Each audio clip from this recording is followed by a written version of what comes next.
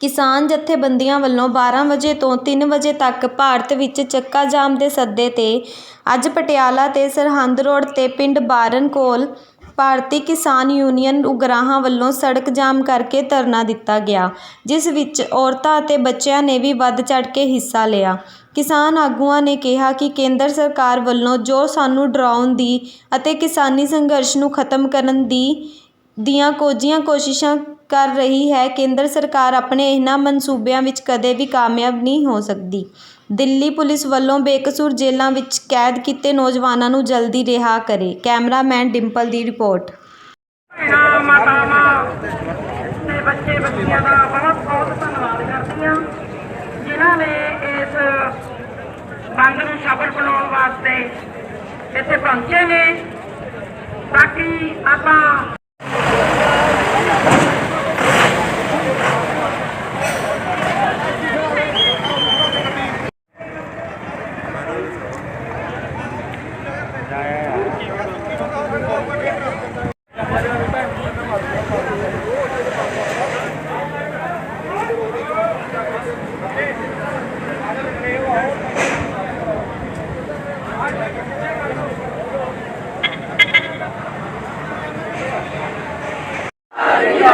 बीबियां भैणां दा सहयोग जिंदाबाद,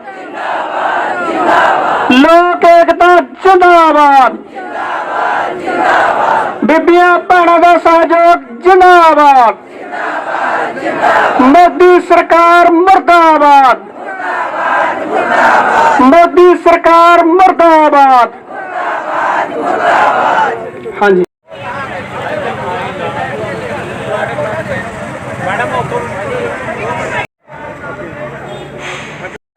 मोदी मर गया, भारतीय किसान यूनियन एकता उगराहां, मोदी मर गया,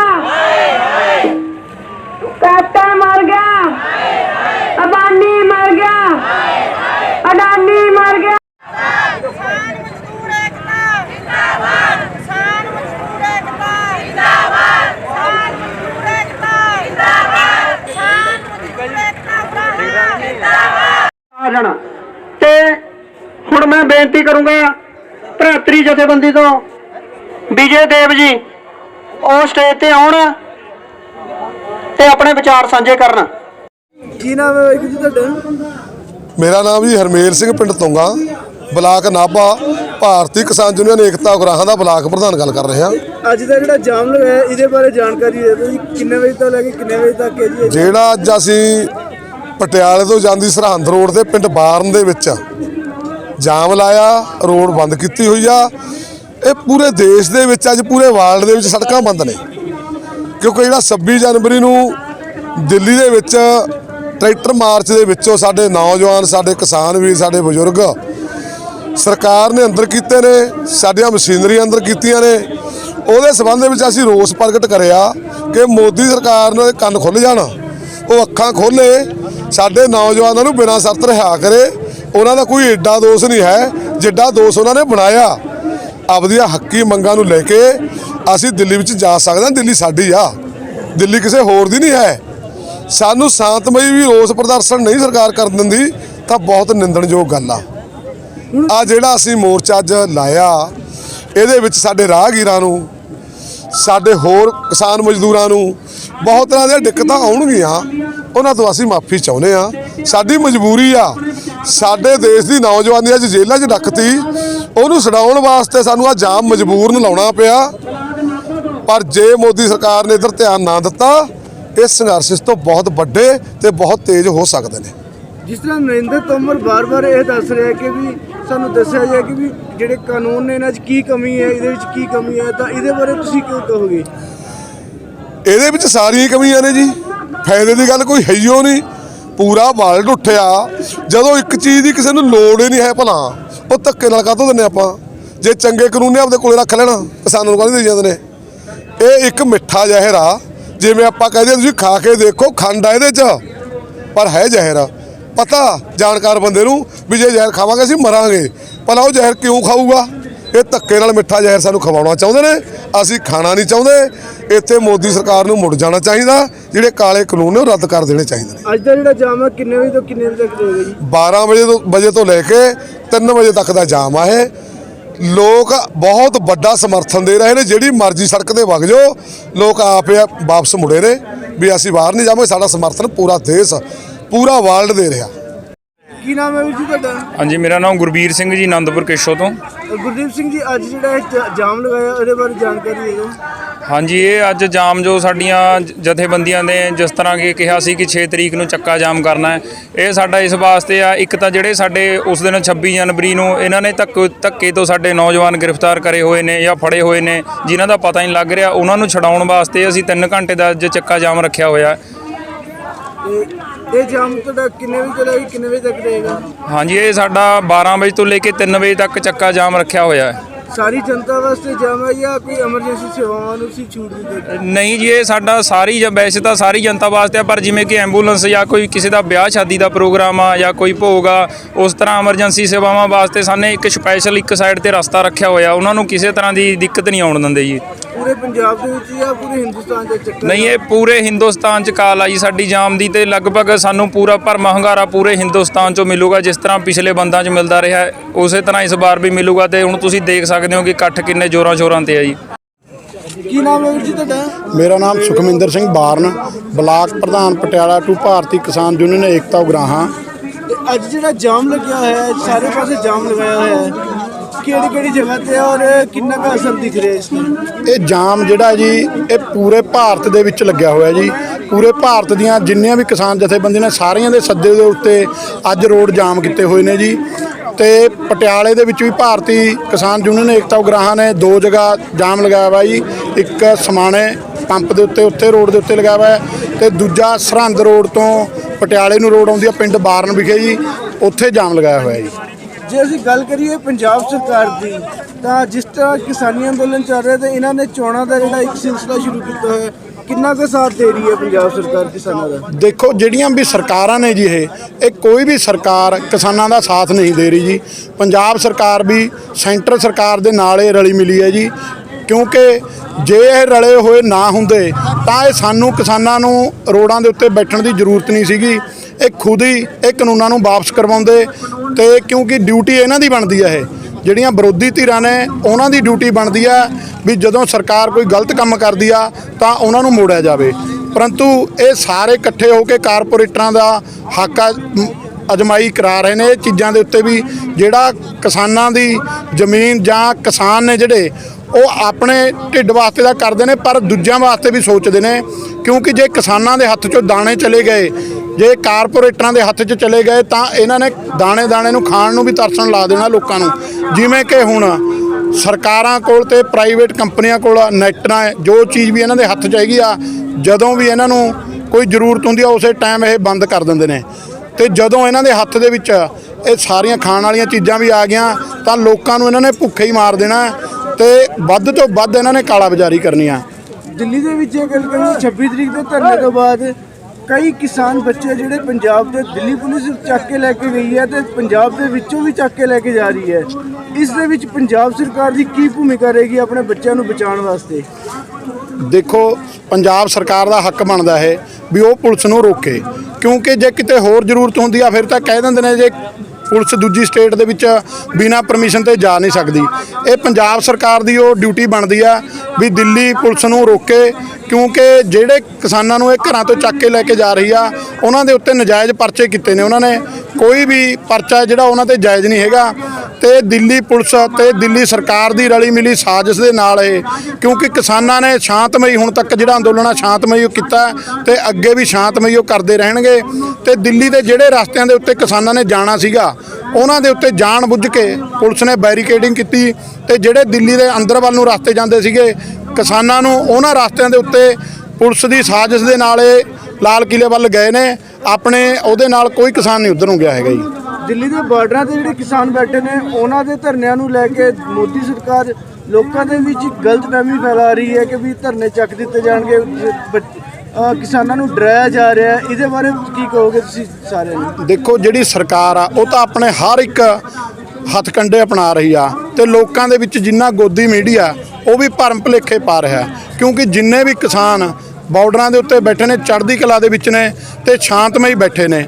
ਤੇ ਜਿੱਦਾਂ ਹੁਣ ਤੁਸੀਂ ਦੇਖਿਆ ਕਿਸਾਨ ਹੁਣ ਕਿੰਨੇ ਟਾਈਮ ਤੋਂ ਉੱਥੇ ਬੈਠੇ ਨੇ, ਕਿਸਾਨਾਂ ਦਾ ਕੰਮ ਆ ਖੇਤੀ ਕਰਨਾ, ਫਲ ਫੁੱਲ ਉਗਾਉਣੇ, ਤੇ ਉਹ ਬੈਠੇ ਨੇ ਜਿਹੜੇ ਉੱਥੇ ਬਾਰਡਰਾਂ ਦੇ ਉੱਤੇ ਵੀ ਇਹੀ ਕੰਮ ਸਟਾਰਟ ਕਰਤੇ ਉਹਨਾਂ ਨੇ ਵੀ ਅਸੀਂ ਇੱਥੇ ਵੀ ਪੌਦੇ ਲਗਾਈਏ, ਬੂਟੇ ਲਗਾਈਏ, ਕਿਉਂਕਿ ਜਿਹੜਾ ਕਿਸਾਨੀ ਦਾ ਕੰਮ ਆ ਲੋਕਾਂ ਦਾ ਢਿੱਡ ਭਰਨਾ, ਨਾ ਕਿ ਕਿਸੇ ਨੂੰ ਤੰਗ ਕਰਨਾ ਹੈ। ਇਹ ਸਾਰੀ ਸਾਜ਼ਿਸ਼ ਸਰਕਾਰ ਕਰ ਰਹੀ ਹੈ ਤੇ ਬਦਨਾਮ ਕਿਸਾਨਾਂ ਨੂੰ ਕਰ ਰਹੀ ਹੈ। ਅੱਜ ਦੇ ਜਾਮ ਬਾਰੇ ਕੀ ਕਹੋਗੇ ਜੀ? ਦੇਖੋ ਜਿਹੜਾ ਜਾਮ ਹੈ ਜੀ, ਇਹ ਮਜਬੂਰੀ ਆ ਕਿਸਾਨਾਂ ਦੀ ਜੀ। ਹੁਣ ਕੋਈ ਵੀ ਬੰਦਾ, ਅਸੀਂ ਖੇਤਾਂ 'ਚ ਕੰਮ ਕਰਨ ਵਾਲੇ ਅੱਜ ਸੜਕਾਂ ਤੇ ਬੈਠੇ ਆ, ਸਾਡਾ ਵੀ ਬਹੁਤ ਜ਼ਿਆਦਾ ਨੁਕਸਾਨ ਹੋ ਰਿਹਾ।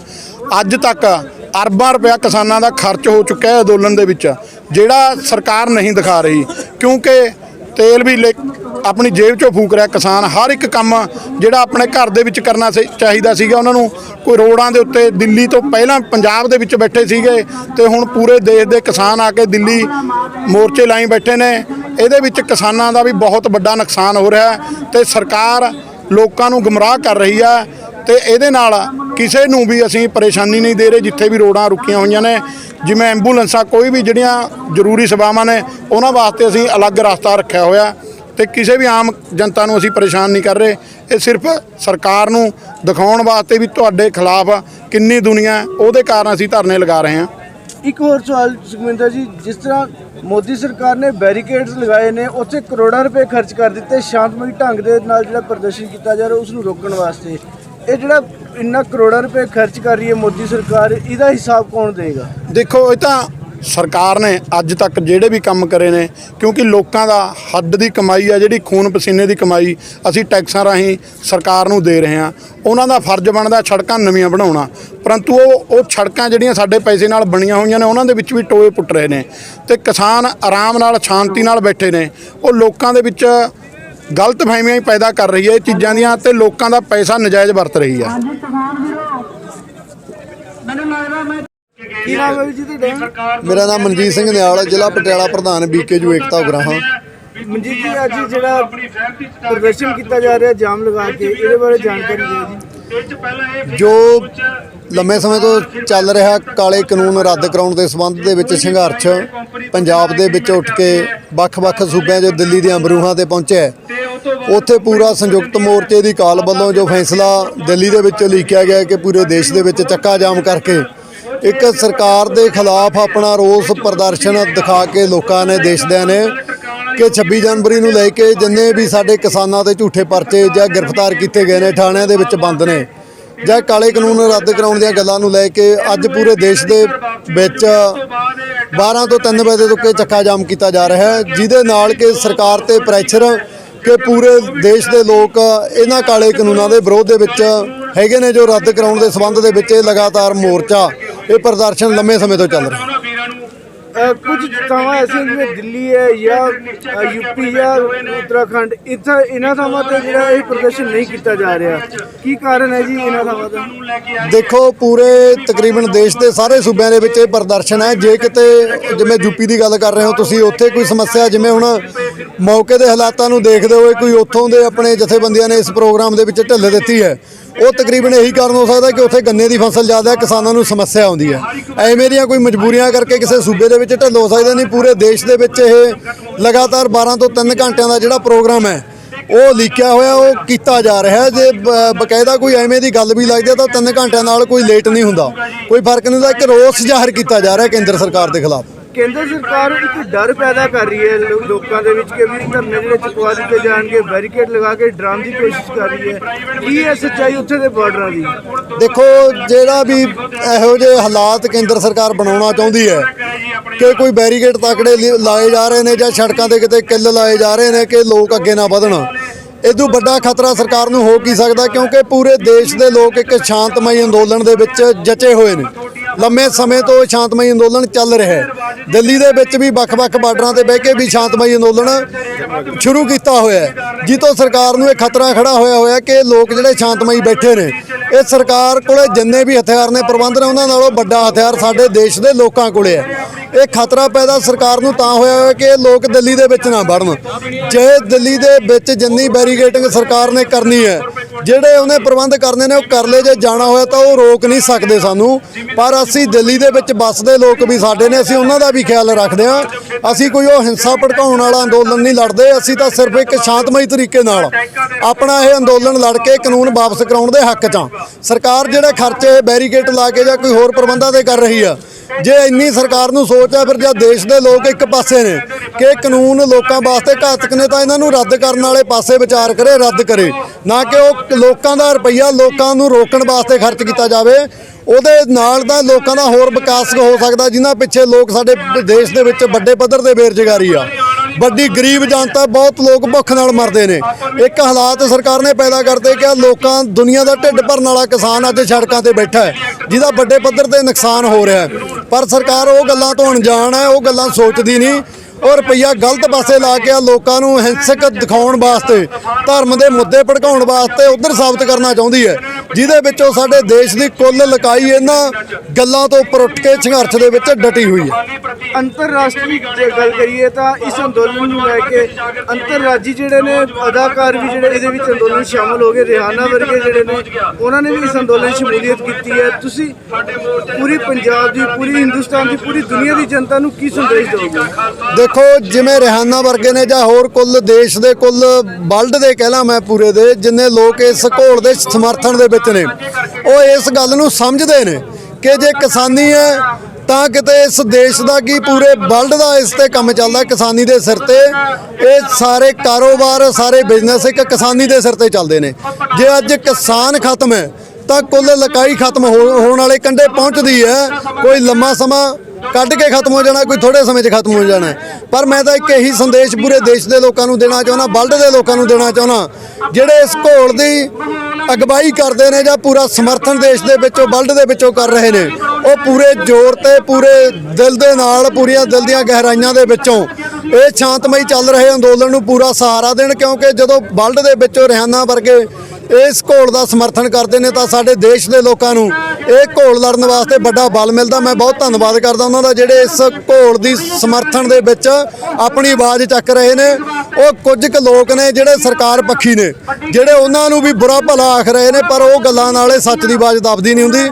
ਸੱਚ ਸਾਡੇ ਪੂਰੇ ਵਰਲਡ ਦੇ ਸਾਹਮਣੇ ਹੈ ਕਿ ਆਹ ਕਿਸਾਨ ਜਿਹੜਾ ਅੰਦੋਲਨ ਲੜ ਰਹੇ ਨੇ ਇਹ ਸ਼ਾਂਤਮਈ ਆ। ਮੈਂ ਤਾਂ ਇਹੀ ਸੁਨੇਹਾ ਦਿੰਦਾ ਕਿ ਕੁੱਲ ਲਕਾਈ ਇਸ ਅੰਦੋਲਨ ਦੇ ਵਿੱਚ ਸ਼ਾਮਲ ਹੋਵੇ, ਇਹਨੂੰ ਰਲ ਮਿਲ ਕੇ ਲੜ ਕੇ ਜਿੱਤ ਕੇ ਆਹ ਕਾਲੇ ਕਾਨੂੰਨ ਰੱਦ ਕਰਾ ਕੇ ਆਪੋ ਆਪਣੇ ਘਰਾਂ ਨੂੰ ਜਾਈਏ।